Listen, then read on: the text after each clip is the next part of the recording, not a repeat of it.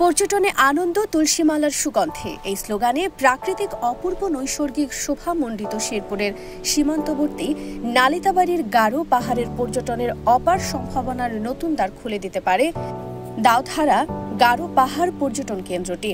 জেলার যে দুটি পর্যটন কেন্দ্র রয়েছে সেগুলোর চেয়ে এই স্থানের উঁচু নিচু লাল পাহাড়ের নয়নাভিরা মনোমুগ্ধকর প্রাকৃতিক সৌন্দর্য উপভোগ করে ভ্রমণ প্রিয়াসীরা আনন্দিত ও উচ্ছ্বসিত হবেন বলে জানান স্থানীয়রা।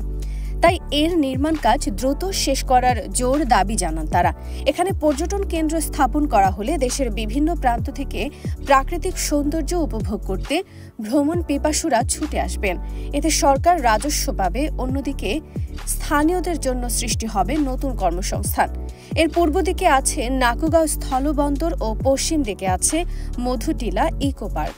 যদি নতুন পর্যটন কেন্দ্রটি স্থাপন করা হয় তাহলে পর্যটকদের আকর্ষণ ছাড়াও এখানের মানুষের কর্মসংস্থান সৃষ্টি হবে।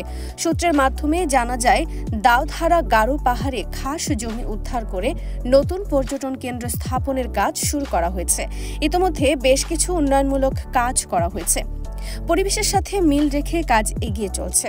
জেলা প্রশাসনের পরিকল্পনা অনুযায়ী সম্ভাব্য সময়ের মধ্যেই বাকি কাজ শেষ করা হবে বলে আশা করা যায়।